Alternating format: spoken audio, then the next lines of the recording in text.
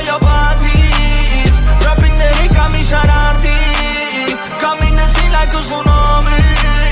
I know you calling me Haraami. Yes, everyone, and welcome to another episode of Haraami United. You know what, boys? I'm excited for this one. The season started. We're playing tomorrow, so we're recording this on the Saturday just before the league starts. Boys, how you feeling, man? How you feeling? I'm optimistic. And I don't mean we're going to do a title charge. We're going to do a top four. I just think it what's has the point no, then, man? no, but like Optimistic. What? Finishing 14th above? I what mean, we I'm finished last year? optimistic in that it has to be better, right? Mm. We can't possibly get any worse without getting relegated. So that's where I'm at. I'm going to ask what our predictions are, titles, who's going to win the title, who's going to get relegated, and who's going to finish in top four. So we'll get to that towards the end. Okay, Afsal's optimistic. Akil, yourself? I think yesterday's game with Liverpool, I think it showed why we need football back. And I am looking forward to the football. I mean, I've got no expectations for United. I just want, obviously, an improvement from last season. But apart from that, I think when it comes to football itself, everyone just wants it back. We just want to watch football, being a football fan, watching, obviously, bagging goals, flat, basically. Yeah, no. I mean, just before we, I give my kind of feelings and how I feel. Obviously, you touched upon yesterday, touching game. Obviously Liverpool's first game at Anfield. Post Jota, God bless his soul. Fair enough. I think even the Bournemouth fans, the minute silence, that was impeccable. The game itself, 4-2, a good game. Liverpool obviously won that game, but it was an entertaining game. And then you had an idiot who obviously ruined it, that disabled supporter who made those remarks. I remember looking at that. I saw him saying something, then 2 minutes later, when the game got stopped, I just put 2 and 2 together, and it was that guy. But yeah, and the funny thing is, on his T-shirt, he's got "Stand Up to Racism" as well. He has since been arrested as well. Yeah, I understand he's been arrested, but yeah, what a puddu. More importantly, what a performance from Semenyo. Yeah, I was gonna say, great performance by him. That's how you do it. Put it back into the haters. Play your game. But like I said, moving on that's something. Obviously, that's the way it started. So hopefully, we'll get that kind of thing not happening again. You're always gonna get some idiots. But myself, I'm optimistic. I can't see why we can't finish in the top four this season. I know. Aki just looked at me and went, "What the fuck? What?" Look, we've got we bought 3 new players. Last year, defense was okay, but what was blunt was the attacking. And don't forget, last year we invested a lot into the defense. So we bought Euro, Delic, Mazarawi. We really stocked up on that. Ugarte. Yeah, Dorgu haven't. To January. So defensive wise, we stocked up on that. Ugarte out classism as a defensive, because that's the kind of role he looks to play. Whether he plays well enough or not, I'm not going to comment on that. But this season we need to focus on the attack we have, and not only have we focused about the attack, we've obviously focused on players who play in the Premier League, who've done well for the past 2 years. I know we've all got our opinions on how good they are. Is it Man United quality, etc. And I think we will never know the answer to that question until they start playing, because we've seen it too many times. Good players come here and just get ruined. But as what we've brought in, we should have enough top four. And like I said, we're only playing once a week as well now. You know what I mean? So these injuries, we shouldn't get many injuries in terms of fatigue, because we're not playing in Europe. So you know what? And I was gonna say that Ruben Amorim's had 6 months with the team. Okay, but he did say yesterday that 4 weeks is enough preseason, because everybody's saying you need preseason. He said, now he's quoted saying preseason isn't enough, but we'll see how things go. So that's where my optimism goes until I read his remarks. I don't know, man. So we got Arsenal tomorrow. Your predictions on that, boys? What's score gonna be? Aki, you go. I think it'll be 2-1 United. 2-1 United. Okay. Oh, wow, I thought he was going to go worse than that. I'm going to go 3-1 Arsenal. I love the way they've recruited this summer. Who Arsenal? Yeah. Who they bought? Zubimendi, Zubimendi, Gyökeres, Gyökeres, the winger from Chelsea, Madueke. bloody hell. and Kepa as a backup goalkeeper, and I'm sure they've signed a defender as well. The only person that I'm worried about with the Arsenal team is not Gyökeres, but it's Zubimendi. Zubimendi But- running the game, isn't it? Yeah, but Him and Rice. But for me, I think the reason why I've gone with the United 2-1 win is because United against big teams, they can get over the. Basically, we can win big teams easy in a way. Not easy, but we can probably get 3 points out of them. For United, it's trying to get 3 points from the lesser teams. That's my issue. Yeah. And I think getting Arsenal out of the way will probably be a blessing in disguise as well. So I think it should be all right. Yeah, I think it's a good start for us to have. I mentioned that earlier on this morning as well, that we'll play good against the likes of Arsenal, City, even Liverpool last year when Amorim was in charge. We drew to them as well. So those bigger games I'm not concerned about. It's the games after, the likes of Burnley, Fulham, where we're going to probably come Grimsby Town one unstuck. worries me. Grimsby. That I don't know. There's something about that just worries me. No, But I think it's a cup game, isn't it? Yeah, cup game, although it's away, like I said, there's no excuse for having any other second teamer, for want of a better word. It's early on in the season. All the players need the fitness. Like I said, there's no Europe. So I can't see us playing a weaker team. And look, I know we're bad, but even Grimsby's not going to beat us. I'm going to get clipped up on, I know. But anyway, yeah, so, I think, first game of the season at Old Trafford. I thought there was going to be a protest happening, but then, that was a bit of a U-turn. I know me and you, Aki, we spoke about when the 1958 had talked about that protest. Yeah. We were well behind that. We thought finally it's something that should be done. But then literally, I think a few days later, I think it was even on the day or the next day, the 1958 then thought, look, we're going to put a poll out. Shall we do a protest or not? I think it was later that day. Later that day, yeah. So then a couple of days later, after the poll, the questionnaire had been filled in, 26,000 fans. I mean, is that enough? Bearing in mind, Old Trafford holds around about 74,000 at the present moment in time. So okay, say 3,000 of that is the away fans. So we're looking around 70,000. So less than half of the fans, match day going fans. Let's say even if they voted for it, voted. Have And you guys even seen the full results of that poll, by the way? Yep. What have you got? Because it doesn't make sense. Go on. What do you mean? So question 1 was, are we in a position to hold INEOS to account for these decisions by means of protest? 62.7% voted yes, meaning 37.3 voted no. So majority said yes. Question 2. Yeah. Were you going to ask something? No. Go on. Right. Question 2 was, how long should INEOS be given until they should be held to account? Now, for this question, there was 4 options. They've had long enough already, until Christmas, until end of the season, and then more than 1 season. Of them 4 options, the majority vote went to they've had long enough already with 31.8%. Second place was 29.7 until the end of the season. Then it was more than 1 season, 29.1, and then until Christmas only got 9.4. So then they were like, 60 odd % of people said we should be not holding them to account or whatever. It's like, well, you kind of rigged your own poll. Because the first question's like, yes, we should go after them. But then the second question's like, hang on a minute, maybe not right now, maybe tomorrow. Like, I don't know. It seemed like a pointless poll to me.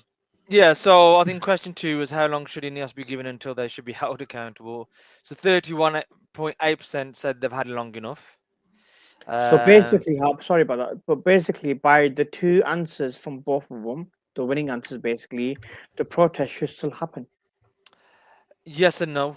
And this is what I mean. So, like the first question, yes, are we in a position to hold INEOS accountable for these protests? It says yes. The second question, how long should INEOS be given until they're held accountable? Like I said, 31.8% said they've had long enough. 29.1% said they should be given one more season. And 29.7% until the end of the season, and then 9.4 said till Christmas. So basically, to get majority, you need 50.01%, 50.1%. So you need more than 50%, and because there was no one majority, because 31.8% was the more of the question, they've had long enough. It was the 29.1%, which was the next closest, that said they need one more season. So what they felt is that not enough fans would 29.7, sorry, was the closest, which was end of the season. My apologies, yeah, 29.7 until the end of the season. So obviously, it's still split. And I think from the 1958, what happened is they've put the protest details out. They've had a bit of a backlash from a few people. Some big accounts, Man United accounts, have kind of said, well, that's a bit stupid. And they've had a rethink. And then they've done this poll.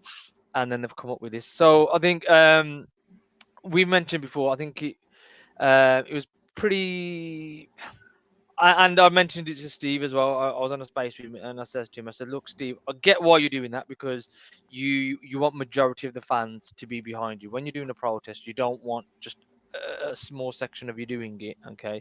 But I says to him, and he said, "Look, when we're doing a protest, it takes months of preparation."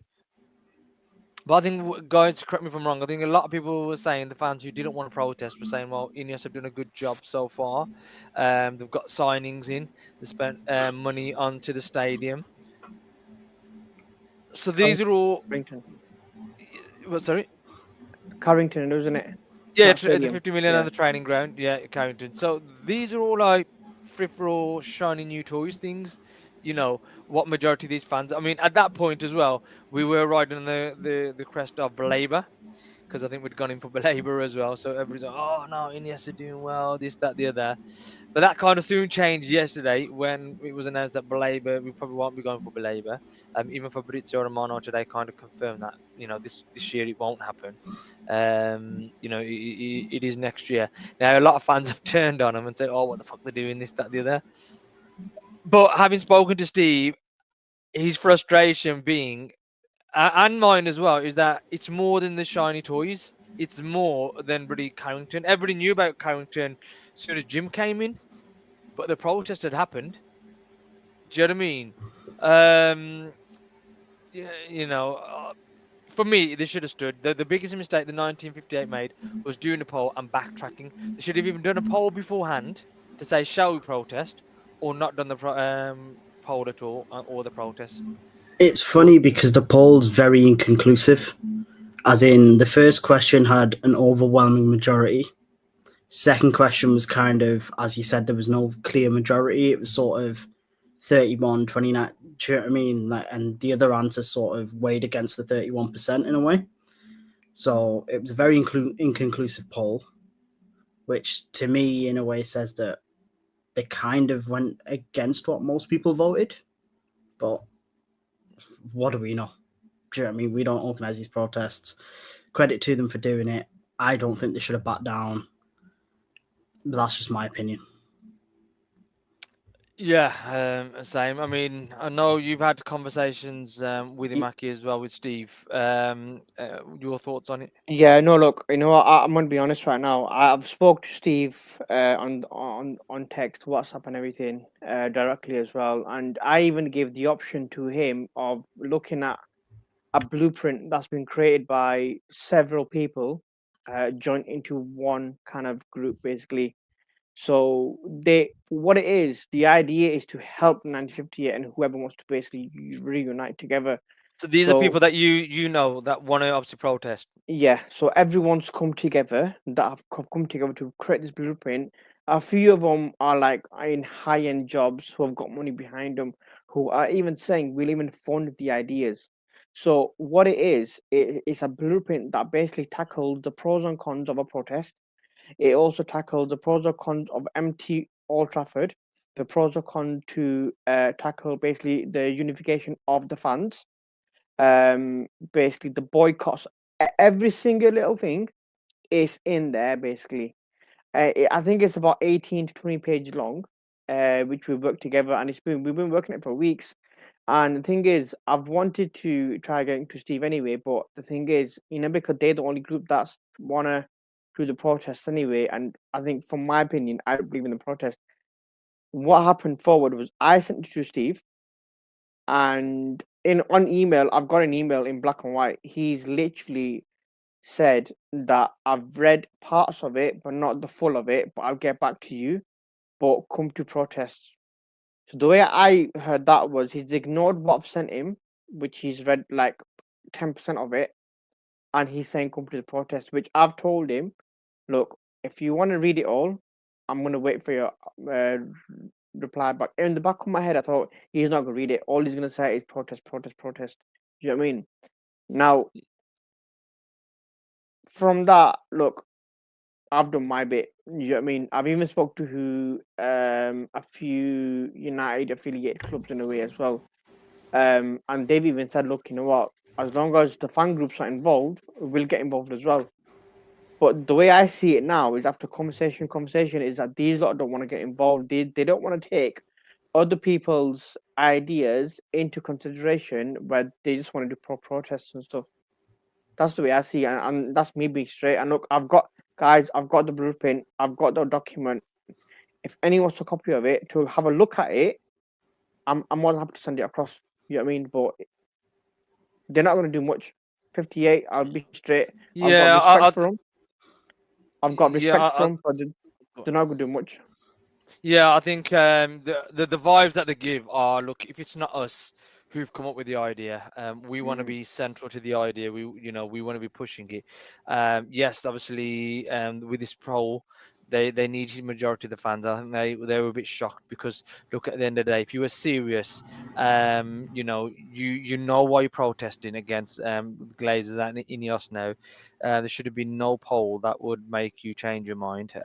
They should have done it beforehand if they were really concerned about the fans. It's obviously they saw the backlash. And we're not as popular as it seems, so we best not do it. So yeah, look, Aki, like you said, if they're serious, you've sent it over to Steve. Anybody else can get in touch with you. We can do those things as well. So yeah.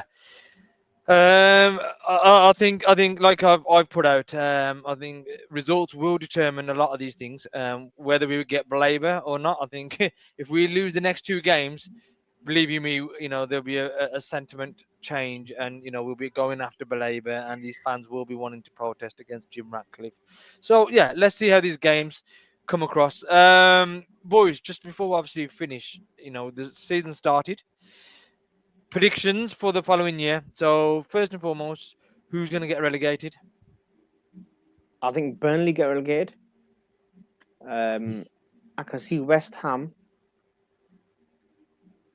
and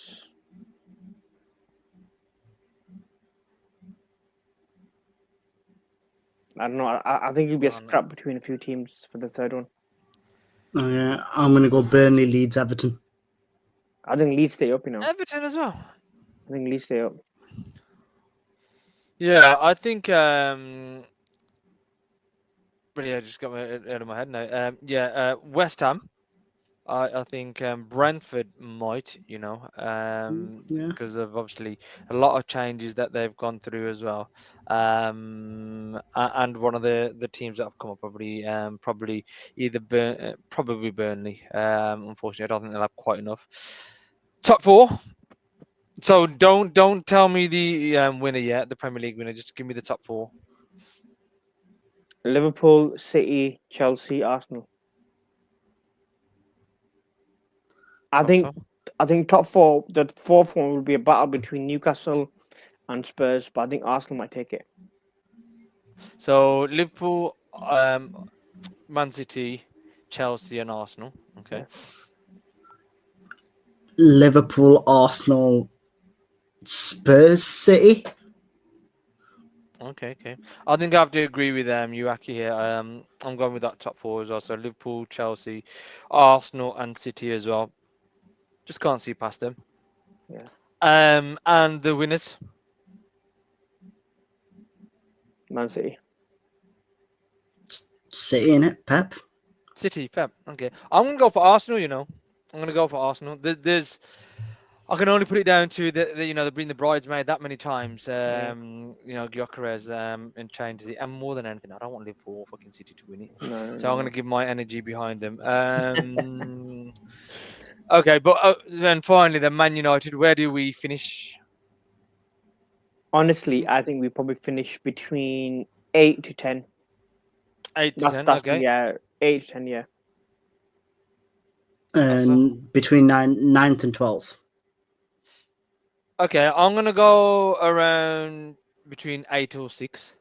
Okay, so that's where we think they finish. Now, really, where should they finish? Bearing Top in mind four. what's happened this season Top 6. Top with four. Top 6. 300, with nearly 300 million nearly spent. Yeah, something like yeah. Top 6. Top 6. No, 200. Sorry, it would have been 300 with Baleba. Yeah, top 6. Top four. Yeah, Should I be. would be. Yeah. I would be top 4.